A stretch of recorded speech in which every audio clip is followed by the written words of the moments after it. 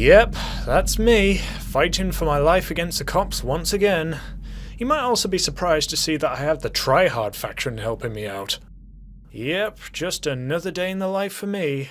The details of the story are quite interesting though. It all happened just a couple of weeks ago. It all began when there was some dude who liked to trade drugs and such. I went on a mission to try and steal from the guy, but then things took a turn for the better.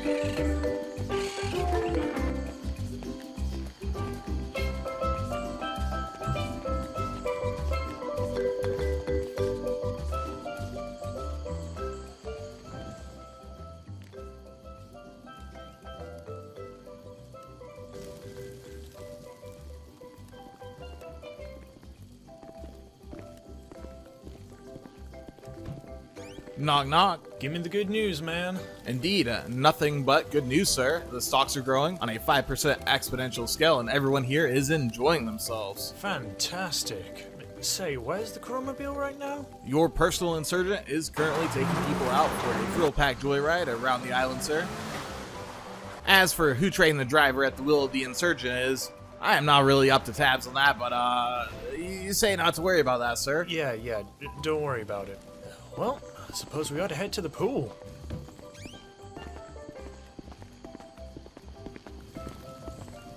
Say, before I forget, could you check on the try-hard for me? Not to worry, sir. The pet tryhard has been fed. I must say, the tryhard does appear to be quite the display for the visitors here. Ah, fantastic.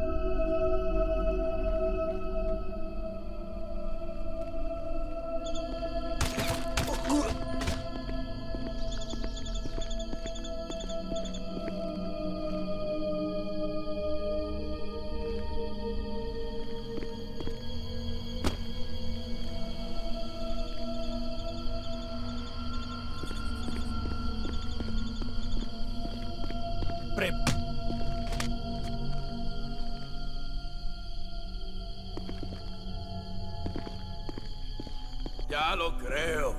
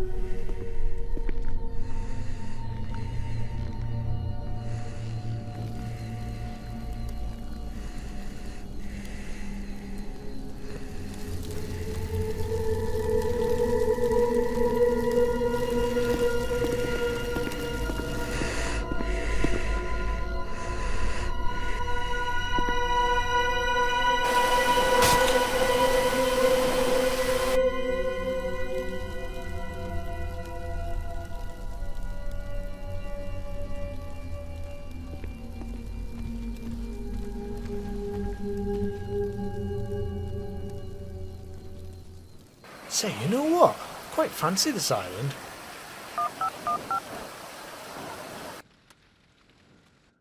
Hey, Crummoville, get a hold of everyone. We're taking over this island.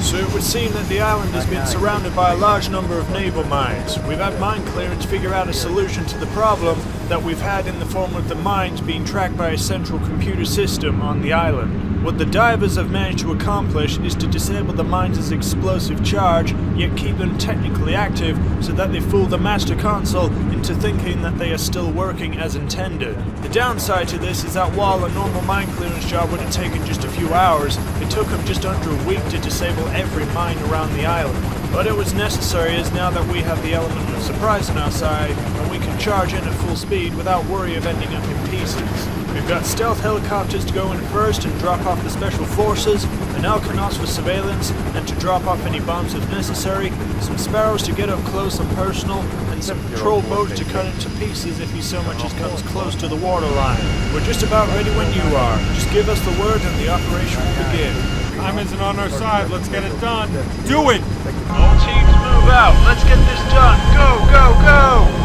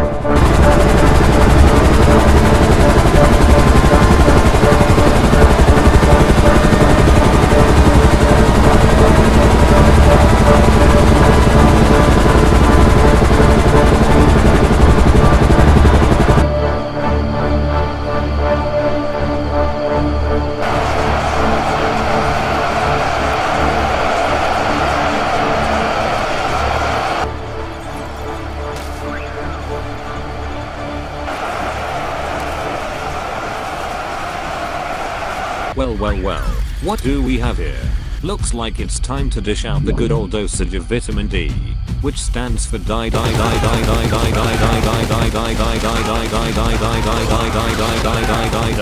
Masters and Co, it's that time again. Get the hell up and meet me outside for immediate evacuation. Alright, Chromobile, let's meet up around the back just like we practiced. Roger that.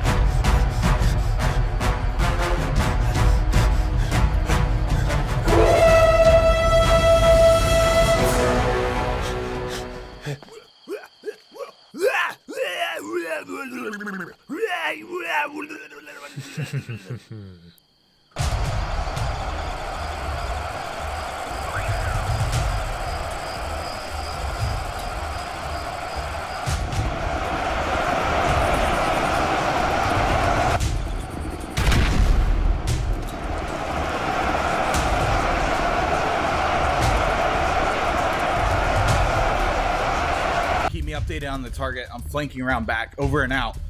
What the hell? Get down on the ground.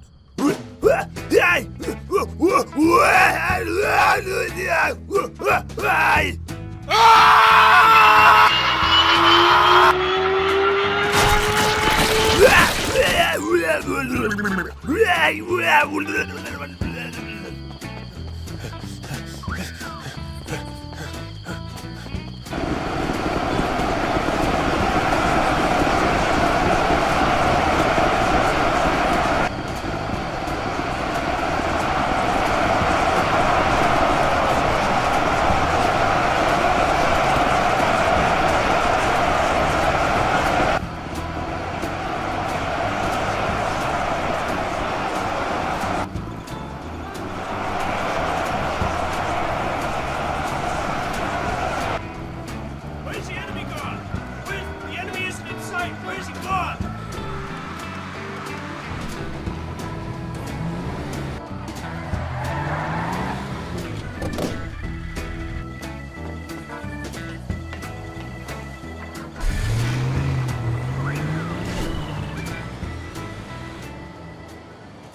Alright, so it finally happened.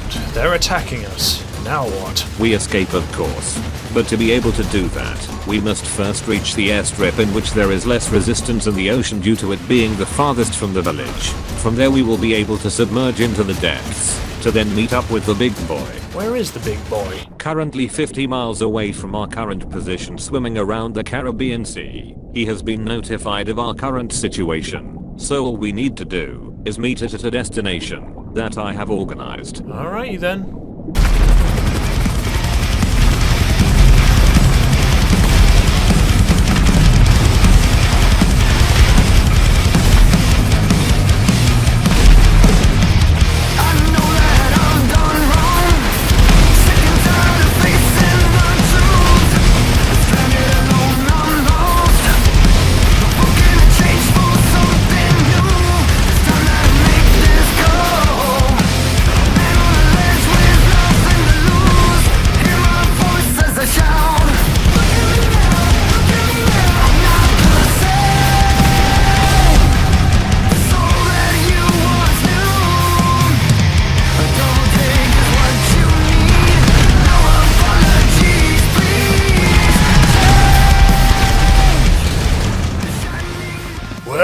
Looks like I've got some paperwork to fill in tonight.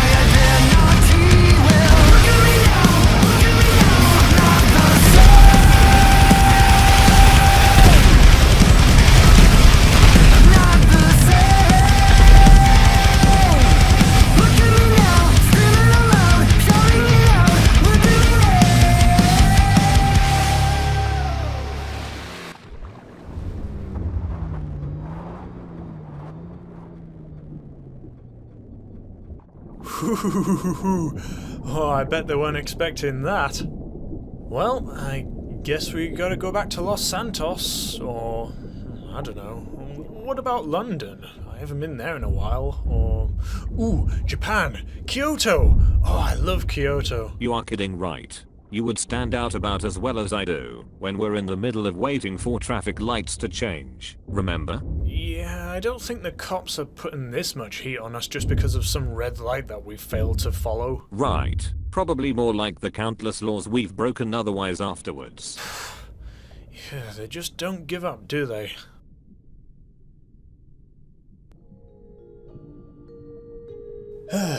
So, you say the big boy is like 50 miles away from here? Yes, it will take some time for him to arrive at the destination.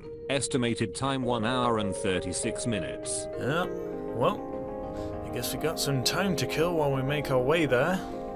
I guess the view outside is pretty interesting to look at.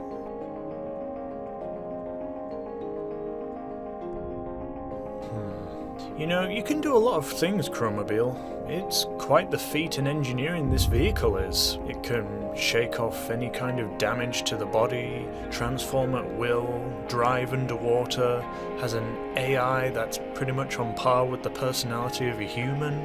What can you not do? Well, I suppose not all of that is strictly true. How so? To say that I'm an artificial intelligence augmented machine would be a bit of a lie. I've been keeping a secret from you for a long while. I've been meaning to tell you, but I could never really come up with an appropriate time to reveal it. Well, I'm all ears if you want to. I shall. Allow me to tell you a bit about myself. You see, I'm not a robot. I'm technically a cyborg, a combination of man and machine. It all began 10 years ago. I was but a simple human man, a man in a very humble position. I used to be a welder and a mechanic fixing up cars as well as occasional contract work.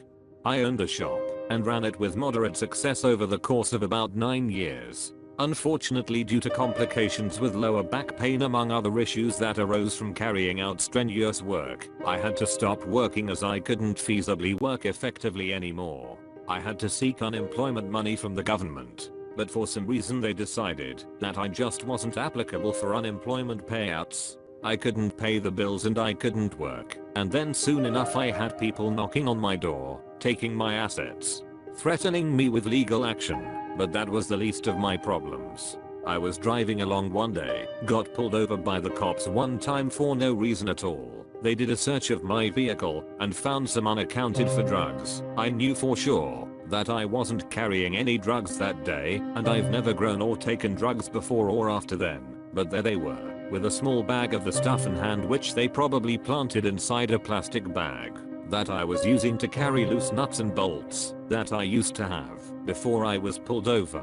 They planted that evidence and used my goddamn fingerprints on the bags as false evidence to try me in court. I spent the next 3 months in the slammer. While I was inside, I met a fuck ton of people who told me about how they got inside. Corrupt cops, false evidence, torture inside the cells, everything. By the time I got out, the only thing that I had was my car, a full tank of gas and small change to my name. A few days later, I pulled up at a small shopping complex to pick up some food and drink. That was when I saw a commercial on a billboard. I figured, why the hell not? Nothing else could happen to me, and I needed the money. At first the experiments were rather harmless, some pioneer testing for newly developed drugs and whatnot, but then a few weeks later, I took part in an experiment that would change my life forever. It was another routine test. I took a jab. We waited to see what would happen, but unfortunately, as implied in the terms and conditions of the testing, some of the experiments might have some negative impacts on a human body, and this was one of them. I was left completely paralyzed from the neck down permanently. My life was over.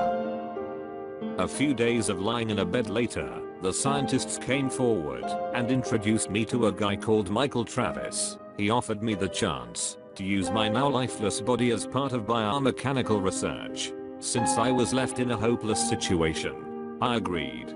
I was then taken to a facility just outside of town. Eventually I found myself on a bed alongside some other unfortunate individuals. It was not a very nice place to be laid down in a bed. It was similar to a hospital. It was kinda scary waiting for what would happen to us. Eventually the time came. I was given a syringe in my arm.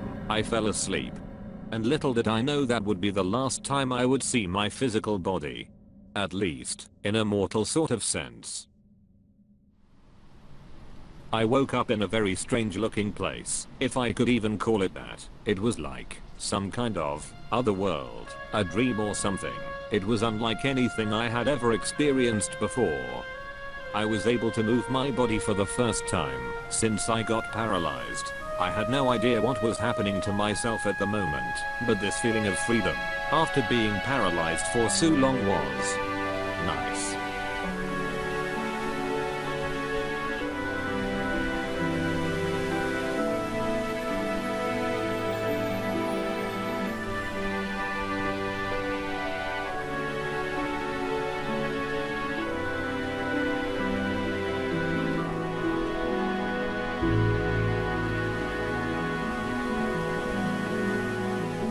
Eventually a rift opened up in the sky of this unknown world. It looked like a camera feed of some sort appearing through a gap. I touched it, and was then whizzed off in a particle of light. Eventually all I could see was this live image in my mind. Then I realized, I'm not dead. I had awoken inside the vessel of an insurgent. At the time I had no idea what I was, or what was going on. It's worked, they said, as the scientists gather around with Michael walking towards me. It was at that point where I realized how small these people were in scale to me. I felt like a big monster or something. Now listen here, son. You're undoubtedly going to be confused as to what is going on right now. Just relax, I'll explain everything. He explained that my brain and subsequently my mind and soul were transplanted inside of a quantum vessel, a device which in turn can control whatever it's hooked up to. I was unable to move at first because my brain had yet to adapt to the systems on board, but Michael explained that this would only be a temporary thing until I can functionally interface with the device. He said it was similar to a brain trauma patient learning how to walk again. After a few weeks of sitting still, I eventually began adapting my brain with the systems on board the vehicle. I was able to talk for the first time since getting paralyzed. I could look around using the mechanical eyes on board and even partially control the wheels on the vehicle. I was shocked at first to see that I had literally become a living car, but I kept reminding myself that this was infinitely better than being stuck paralyzed in a bed for the rest of my life. So I accepted this. Eventually I began moving around, taking part in tests, talking to people, even helping out with carrying supplies around the facility. I began to enjoy this new simple life. It felt like a new chapter, albeit a very weird chapter, but nonetheless I was born again, and was born into a life where I didn't have the usual responsibilities that humans have, such as money. What do you get when dinosaurs crash their cars? Tyrannosaurus Rex.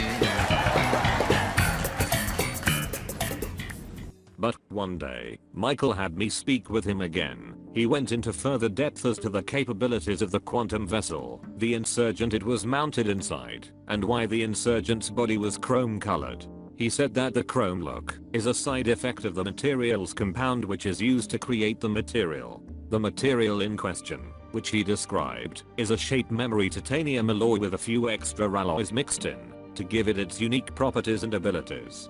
Stronger than even the likes of titanium alloys, yet lighter than aluminium. It was a material designed to not only take punishment, but also automatically repair from damage almost instantly. On top of that, the material is also capable of being shaped as if it was clay, with the use of signal inputs from a digital device. However, this ability could not be controlled by any machine that was made of currently existing technology. Thus the requirement of a quantum machine cybernetic hybrid was required to handle the vast amounts of data required for such a system to run.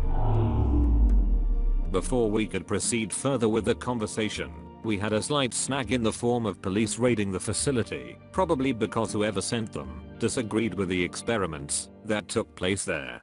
On another note, I would like to let you know a couple more things. First of all, What's going on? Personnel, please evacuate immediately. We have a breach in security.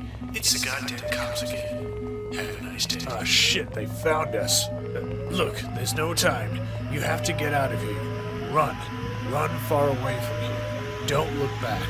Do not get caught. There is still much for your brain to learn to use the vessel to its full potential.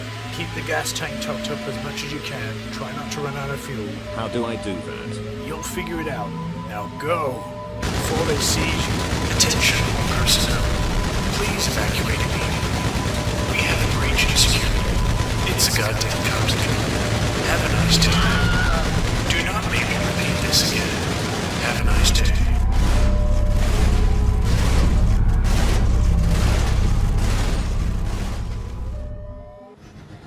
And that was the last I saw him for a long while.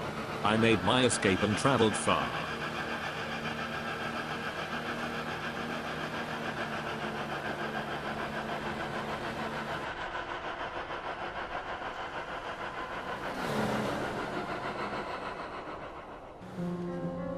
Eventually I made it back to Los Santos. I laid low here for a few weeks.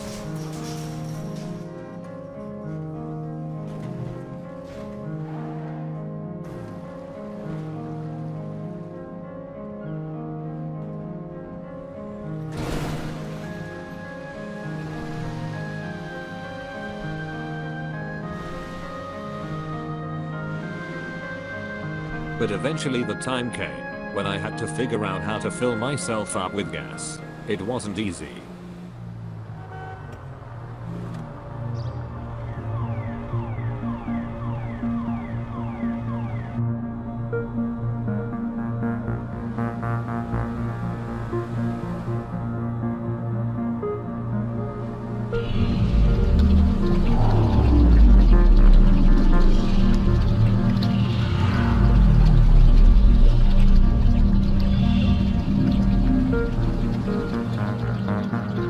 One day I noticed some dude in a vehicle that looked just like me fighting some random dudes in helicopters.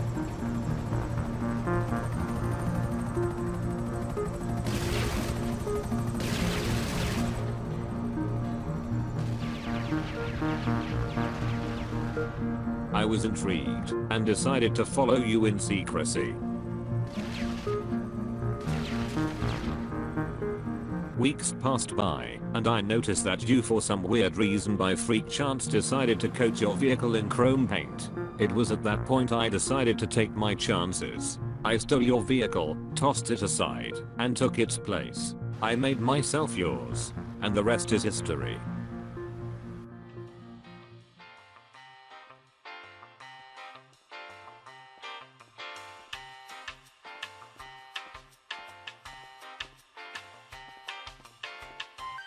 Wait a minute, something's up with this insurgent. I didn't realize they put the extra details of the black trim on the wheels. This thing came out better than I thought it did.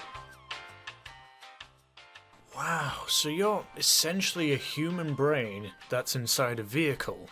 I never would have imagined.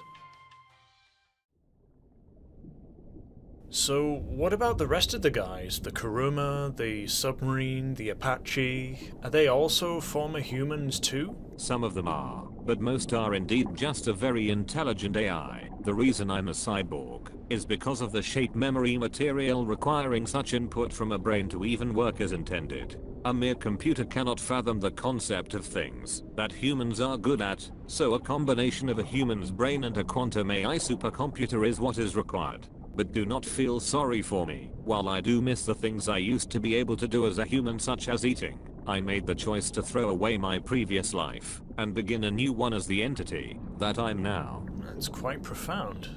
That only leads me to ask, what's your name? My name? Yeah, what were you called when you were human? It would seem that our quiet serenity is about to be interrupted. We have company. Company? What? Look behind us. What the crap? There is not much I can do in this current situation. The weapons I have on board are designed for shooting in atmosphere, not underwater.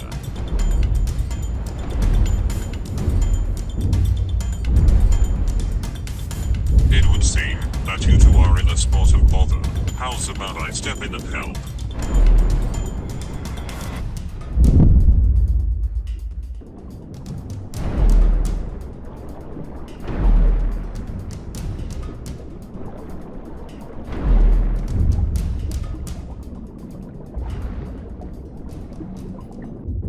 boy! Thanks for saving us. No problem, Leather Jacket. It's time to get you two off the ocean floor and get down to business.